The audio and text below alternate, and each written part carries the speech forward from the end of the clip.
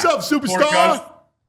How we doing, man? Happy Friday to you. Football Friday. Here we are. Football Once again, man, Friday. it's rolling.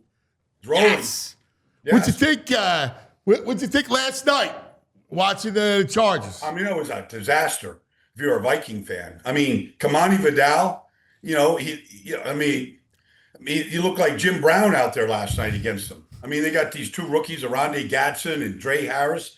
Like, everybody looked good for the Chargers. The Vikings are a mess, man. Carson was a mess. Like, it was just ugly, man. You don't get good quarterback play in this league. You're not doing it. Doesn't matter if you have Justin Jefferson and Jordan Addison and all these guys. If you don't have somebody that can get you the ball, man, it's just a long day. It really is. It's the truism of the league. Like, you look at these teams that are struggling, like, Miami, the Jets, like, oof. Like, conversely, when the owner comes out of the Jets and says, man, it'd be good if we could just complete a pass. I mean, there can't be a bigger indictment of a quarterback than when the owner says that. The whole experiment is done. It's finished. It's awful. Yeah, it's scary, man. It's just like, oh my God. And it feels like they're in this perpetually. Like, you do a lot of stuff with them. It feels like they're a franchise that's just cursed. In some ways. I mean, look, they had Sam Darnold. Sam Darnold can't play any better than he's playing the last 2 years. He was there, and it was a disaster. They didn't know how to protect him. He got banged up. Like, there was a bad organization around him, but Sam can play football. He's proven that. The Minnesota Vikings, if they could do this all over again, they would have just hung on to Sam. They wouldn't have let him go. Like, they were rolling the dice, and here they are, like they're a losing team right now. Yeah. But, I mean, honestly, if you can't get good quarterback play, Tua was awful last week against Cleveland. Like, they couldn't score. You get bad quarterback play in this league, you can't even score a touchdown. No. You're kicking a couple of field goals maybe. Yeah. You're right on, man. All right, let's talk about Sunday and the rematch. Yeah. Second game in three. I don't like this second game in 3 weeks playing the same team, Well, what's interesting, though, is what the teams have done since then. I mean, Jackson Dart and Scatterboo, and they go to Denver, and they've got them blown out, and they give up 33 points in the fourth quarter and lose. And there's all kinds of questionable decisions being made by the coach, by the defensive coach. Like, it's just a disaster, and the rookies, like, kind of taking the fall. So, and then the Eagles go, and they go to Minnesota after, and they play their best game of the year, and light it up, and the receivers are, catching touchdown passes. And so honestly, the storyline is how much of the collapse by the Giants in Denver is going to carry over to this Sunday against the Eagles. Yeah, I that's what I'm saying. Like, I can't imagine the Eagles would lose this game. Like, especially you got Detroit, you have Green Bay, Detroit, Dallas, Chicago, the Chargers after the bye. That's 5 tough games. It's a tough schedule, cuz it's a tough schedule. They go into a bye with a loss and 2 losses in the division to the Giants. Like, they're going uphill. It's going to be an uphill battle from there. But it is a tough schedule. They got to take care of business here, then get healthy, get BG into shape, get Nolan Smith back, try to get as healthy as they can, get Landon Dickerson as healthy as he can get ready to make a run against a really good stretch. How do you look at this line, right? Because it's banged up. We talk about Cam's probably not going to play. So, you're dealing with it. The whole storyline, can you get the run game going? And you're going to be doing a patchwork job again. Let me ask you a question, cuz. Because do they want to get the run game going? I mean, it sounds stupid, but I see runs that they're not running, and I go, what are they doing? Why aren't they running it? Why aren't they running toss crack? Why isn't Lane Johnson out there on the perimeter or Malata on the perimeter like all these other teams are doing? Like, I see runs that they're not even calling. And I go, it's just mind-boggling to me. And so how bad do they just want to throw the ball and light it up and, make all their analytics work? Sometimes I wonder, like, what the commitment to it is right now. So it's a great question. That's a great question. But yeah, great question. So I look at it. They were forced to go under center last week. Yeah. Like when you're talking about, and they saw it work, right? Like it worked. Yeah. So when you're talking about toss crack, like you got to be under center, right? Yeah. Like, yeah. And now that Jalen saw it work, like to me, to your point, that has to happen Sunday. Like, yeah, I mean, that stuff has to happen Sunday. I saw Christian McCaffrey struggle for 2 years, since the end of the 23 season. And he had his best game in 2 years last week. And what did they run? Toss crack left, toss crack right. Mac Jones under center. Like, if you want to really open it up, you got to play under center now. Daniel Jones is under center. Sam Darnold is under center. You saw, Justin Herbert under center last night. You got to go under center in this business. And this idea that we're just going to live in a shotgun like Tua and some of these guys, that's not working right now in this league. Not the way they're playing defenses.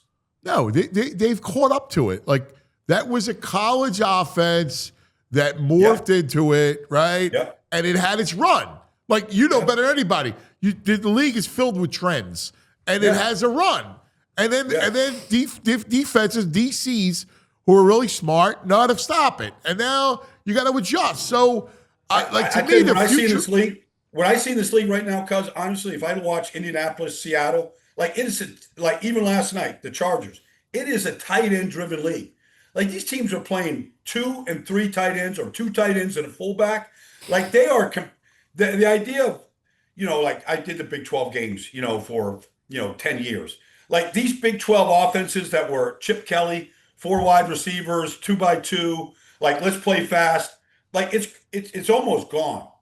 Like it's being replaced by we're going to protect the edges. We're going to make the defense defend another gap with 2 tight ends. Chicago is running 3 tight ends, and they played the best game they played in years last week.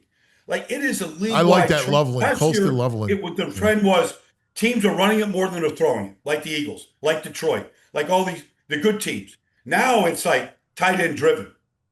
Yeah, it's fascinating, man. Like you're right about the Bears too. Like Colston Loveland, I love that kid. I think he's going to be really good. I don't like him like I love Tyler Warren, but I like him. Well, Warren is Warren. I mean, he's ridiculous.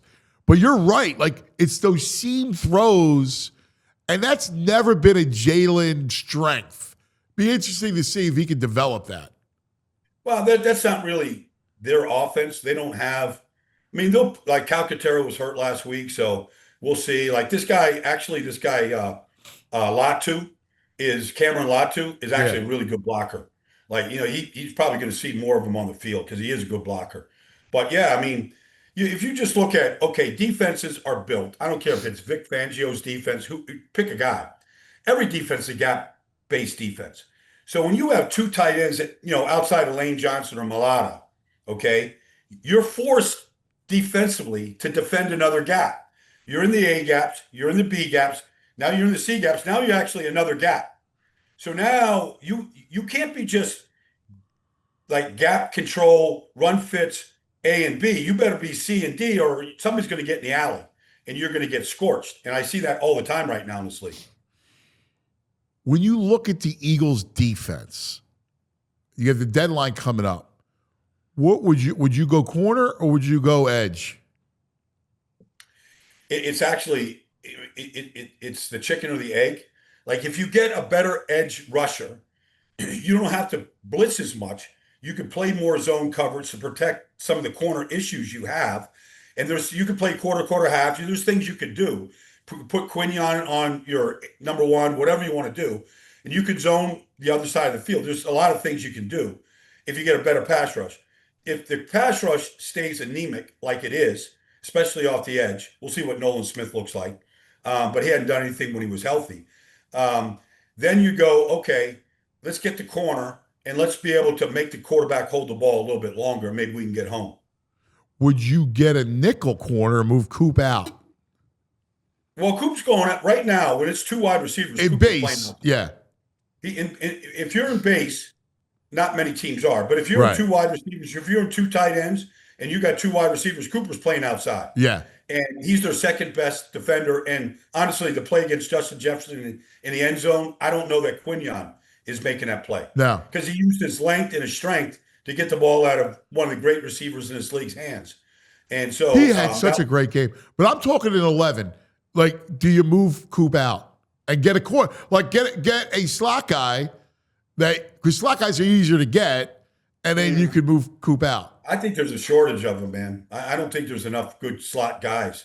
The Kyler Gordons in Chicago right now. I could go through the list of guys.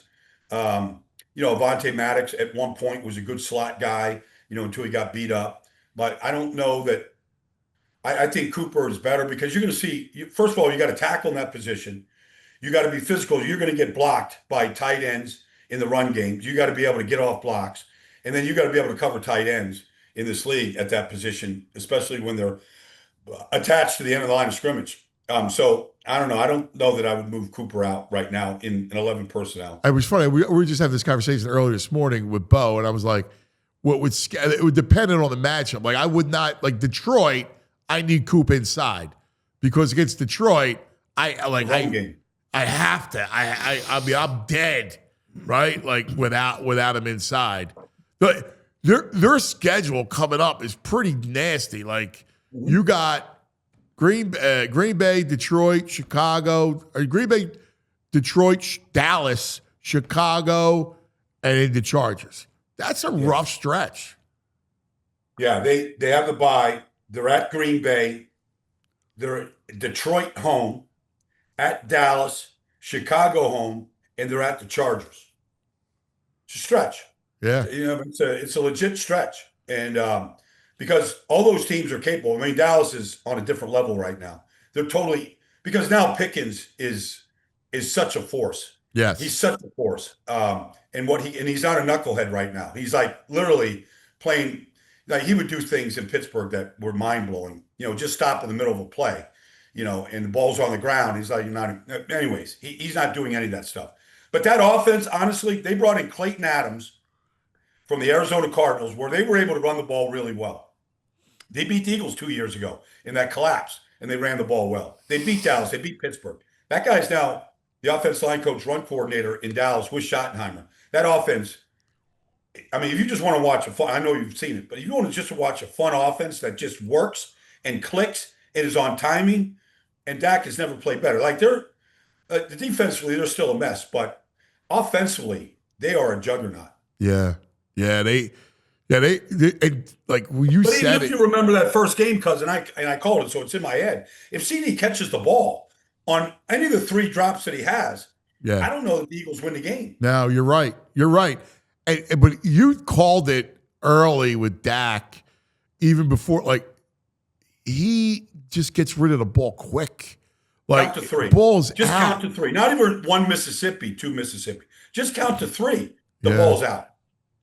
Yeah, I gotta tell you, I mean, they're scary. Like their offense, I don't know if they can overcome their defense, but in 3 of the 7 games, they've scored north of 40. Yeah. Okay. In one of the other games, they scored 37. Like they can put points up. Like a pinball machine. They can put points up. Can they overcome their defense? Probably not. I mean, it's been their Achilles heel now forever. And so, I mean, they got this kid, Shamar James, a 5th-round pick out of Florida, played pretty good last week. Like, honestly, if you sit there at linebacker in his business right now and you're catching blocks, you're going to get torched. Like, I don't care who it is. Chicago will torch you. The Chargers will torch it. Like, you're going to, like, at least that kid is attacking the line of scrimmage, and taking guys on and, initiating, the contact right there. Back to the Eagles with this stretch, and you talked about him earlier, but Jalen Carter has to be the man. Like with you're weakened and fit off the edge, he's got to play like he did last year. Like you need him to collapse the middle of that line. He had flashes last week on the Jalen Hunt interception. He blasted Carson on the play. Like he beat both the center and the guard. He flashed a little bit last week. His conditioning was not good to start the season. his shoulders are bad. I don't know how bad, but they're bad. The heel's healed. But he's going to have to. He's in a contract year for the most part. I mean, he's still got 2 years left, but he's going to have to show something here in the second half of the season for sure. Because you just got to play through it right now. It's not going to get any. Whatever the issues are with his shoulder, it's not going to get better right now. Yeah, no, and they need him desperately. They need him. We are in overtime, OT, with the great one, the great Baldy. That's it, overtime. So make sure you like, subscribe, do it. We appreciate it. It helps with the algorithm and everything else. It was a fun week, Baldy, because of BG, one of the best in the business. He's the best, man. He's such a lovable dude. I mean, you think BG has ever had an enemy in his life? No. Ever. No. Like remember when he first came here, they traded up to draft him out of Michigan, right? 2010. And they were playing him like in a one technique. Like he was terrible his first 2 years. That was a bust his first 2 years in this league. And then they finally figured out, okay, this is where he belongs. And I mean, but the play is the play. They don't win probably Super Bowl 52 without the play at the end against Brady. But just the way he carries himself, off the field, on the field, the smile, you work. I mean, he's just a remarkable human. Yeah. Speaking of bus, Josh Huff, can you explain the resurgence of You're talking Huff? about Bryce Huff. Bryce Huff. Josh Huff. I'm sorry. Remember Josh Huff, right. the receiver from back under Andy? Bryce Huff. Can you explain the resurgence? Oh yeah, easily. Yeah, I mean he's a pass rush specialist. He's with Saleh, who drafted him, developed him in New York. He had him in a rotation up there. He got him. Saleh was the head coach when he got his 10 sacks and he got his free agent contract with. But Vic, even watching Jahad Campbell playing the outside last week, he's dropping the curl flat. He's covering backs out of the backfield. He's carrying tight ends down the seam. He's playing linebacker. But Bryce Huff's not a linebacker, and so it was just a bad fit. But what he did last week, now he's banged up right now, but what he did last week was, he forced 2 fumbles last week. And you got all these metrics out there. I don't know if there's 5 guys in the league that have a faster takeoff. I used to call him, he's a good guy. I used to call him the Bugatti because he looked like an Italian sports car, man, coming off. He gets 0 to 60 in 1.2 seconds. His takeoff is ridiculous. But he's a relentless player, plays the game the right way. The 49ers are using him the right way, although he's playing more than he probably should because they're undermanned. But he's been their best defensive lineman all year. Yeah, man, it's unbelievable. Wow. See, it's ridiculous. It's confusing. It is. I was like, wow, but Baldy's right. But you called it last year. You're like, listen, this is what you got to get out of him. You got to play him this way, or else he's not going to do anything. You got to put his hand in the dirt. Okay, he's not a stand-up guy. You got to put 4 hands in the dirt, or 2 hands in the dirt. You're in a 4-point stance. Basically, it's the old Lane Johnson line. You can't win the 100-meter dash if you don't have a great start. He's literally in the starting blocks of the 100-meter dash, trying to get an electric start every play, and he's got great timing of it. But Fangio's a genius. He knows this. Why wasn't it happening here? Because I don't know if Vic signed off on it. That was, sometimes Howie can do his thing and he's just, and you're not even communicating. Can he make it work? He's just anticipating, and that's not Howie's fault, really. He was he was going to sign somewhere. The Eagles just threw him more money than everybody else. But it's just one of those things where as soon as I saw him stand up in Vic's defense, I'm like, this ain't going to work. This is not who he is. Yeah. And then if you go back and you watch all 10 sacks the year before, he's got 2 hands in the dirt. He's in a 4-point stance, and it's just a takeoff. Yeah, you called it. You think the Ravens have a chance to save their season? Lamar's back. Not really. I don't know what. When I was 1-5 one time in Indianapolis, and we came out. We won 8 of our last 10, and when we finished week 17. We won the game to get to 9-7, and we were in a 1:00 game, and we were in the playoffs. Houston and Cleveland played in the 4 o'clock game and somebody won and we were out of the playoffs. Like they can go on a run here. I don't know that they can get all the way out of the crypt. I just don't know that they can do it right now. They've got too many other, like they're going to get Roquan back. They're getting a lot of guys back this week. Ronnie Stanley will be back. Patrick Ricard. Like they're gonna win games. I don't know if they can overcome a 1-5 start. I mean, they can't go on a heater. I'm looking at this schedule. They got Bears, Dolphins, Vikings, Browns, Jets, Bengals, and then the Steelers. I mean, they should win. No, I mean they can go on a run. Yeah. But still, I mean, you got to win. You got to win 4 in a row just to get to 500, and then you got 7 games left. So, and then you got to win 5 of the last 7 for sure to get in. Is Washington dead? Well, the quarterback's beat up. Okay, so that like Mariota is not going to be the answer. The receivers, like you have these receiver holdouts, and they get hurt. They never get healthy. Once you start the hamstring, the quad, like the stuff that's going with McLaurin, they had 3 receivers down last week, so I'm going to write them off. But defensively, they were awful, just awful last week. And I don't know that they've lost 2 defensive linemen for the year that they were counting on. They don't have a great pass rush. Marshawn Lattimore can't run. People are going at him hard.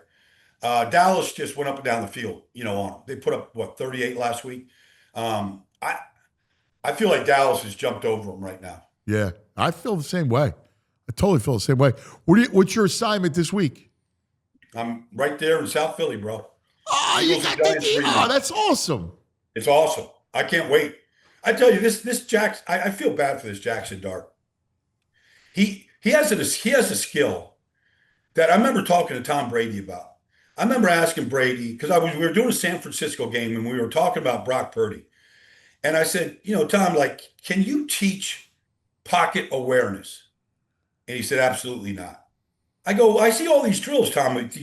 They're slapping at the quarterback and they're stepping over cones and doing all this. He goes, nah, you can't. He goes, I'll tell you a story. He goes, we're playing the Chargers one day and Sean Merriman beats my left tackle and he's coming right at me. And I don't know it, but for some reason, I just ducked. And Merriman went right over the top of me. And I completed the pass. He goes, I have no idea why I did that. The reason why I'm bringing it up, this Jackson Dart has pocket awareness that is uncanny. Wow. It really is. Like he's playing in Denver last week where you can't hear, okay? And you're playing the best pass rush in the league.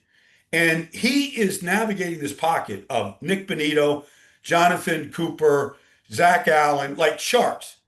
And to make the first touchdown throw to Bellinger. I mean, honestly, I wish Jalen would do this. He throws the ball with no fear. Yeah. No fear. Yeah. Like he sees things in the middle of the field, like he's accurate enough, but he doesn't hold it to go, and I'm not sure. He just plays with no fear. He's got great pocket awareness. The Eagles, I think this kid is dynamite. And so the one thing, they're not a great team. The offensive line has played better. Scatterboo is hard to tackle. They got pieces.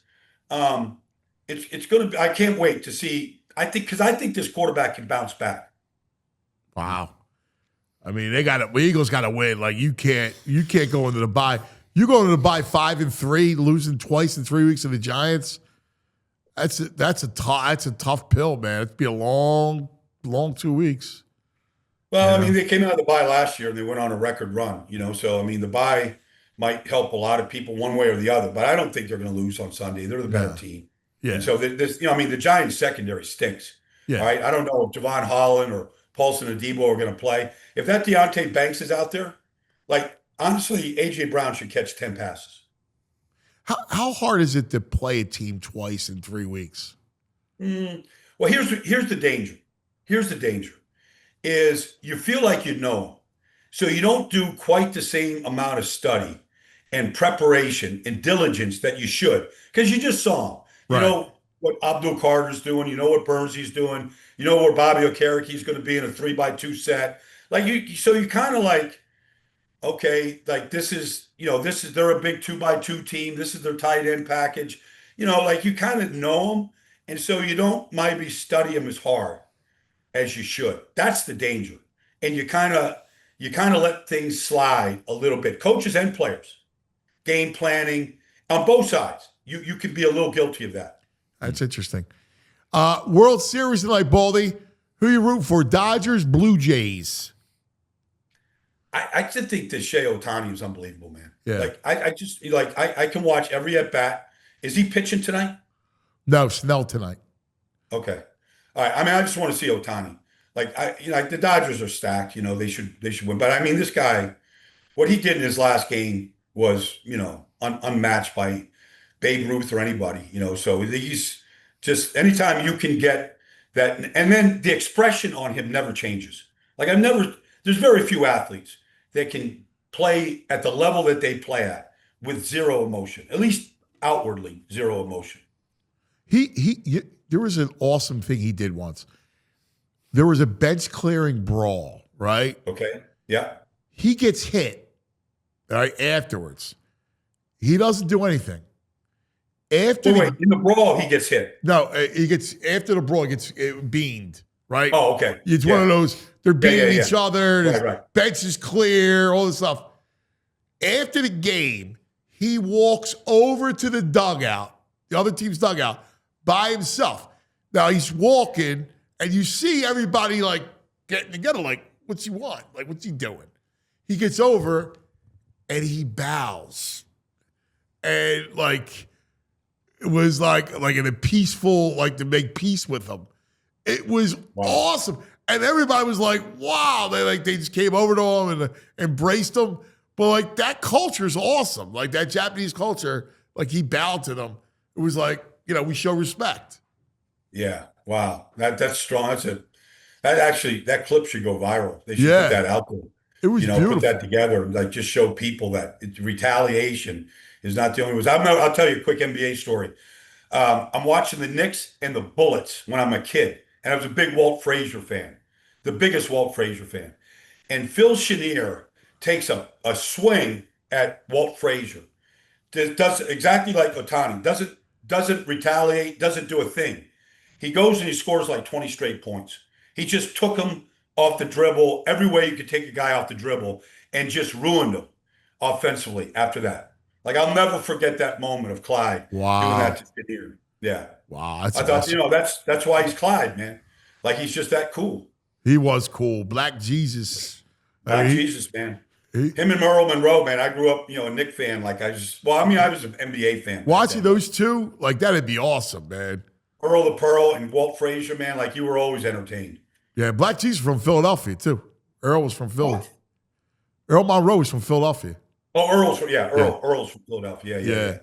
Clyde was cool, man. Clyde had that. He would do the Just for Men, with the that's when you learned your game on the playground. It wasn't one of these, while I went to basketball camp and I played AAU. That's when you were just playing on the street every day and you just learned all these different moves, like the pearl, the head fakes, the dribbling, it's just a different game. Yeah, that's cool. Actually, to this day, no matter where I'm at, I see kids playing basketball on a court. I just stop and take a moment going, this was my childhood. Every court was filled. It makes me sad when I look at basketball courts and nobody's playing. Yes. Empty fields. I hate empty fields and empty courts. Hate them. Empty fields and empty courts, man. Yeah. I can't relate. Yeah. No, I'm with you. You have something for Baldy? Yeah, Baldy. There's a clip going viral. I'm sure you know this. Cade McConnell, guard for Vanderbilt. Yeah, Vandy. Is he a guard or a tackle? I think he's a guard in this clip. Is this the double pancake block? Yeah, this is the greatest clip. I don't think Anthony's seen it yet. But. Yeah, let's see it. Can you tell who Vanderbilt's playing? Was it last week's game? I thought it was last week. I thought it just popped up on I'm gonna go find it over the weekend. Go find it myself. Yeah, I saw the clip. Dude, yeah, it was pretty awesome. They're calling it the greatest rep of the year so far by any offensive lineman. That's good. That's good, man. I'm glad people are. Anything that brings people's eyes into the trenches makes me happy. Yeah. Love it. All right. Let's see, because the audience has Baldy, we also had a chat comment about you. They said the boogeyman checks for Baldy under his bed. So what? No, the boogeyman checks for you under his bed. Yeah. Because he's afraid of you, baby. I was afraid of me. Okay. All right. Yeah. I don't know. All right, here it is. Okay. Boom. Have you ever done that? Did you ever do that? No, I believe in violent hands, but I can't say that I knocked 2 down, maybe 1. But that's, that clip is interesting because I tell this to everybody. I tell it to Lane Johnson, to Tony Baselli, different guys around the league. I go, I just don't see violent hands anymore. Like I like, that's how we used to play the game. You want to run a stunt? The way the end of the stunt was you knocked him all the way to the other side of the freaking, the offensive line. Like Yeah. you sent them flying. And I just, I think too many guys are just catching blocks. And I don't know. I need more violence. Yeah. You're the greatest, brother. We Okay, love guys. you. Yep. Thank you, man. Have a Thanks, great weekend. buddy. See you guys. The great Baldy.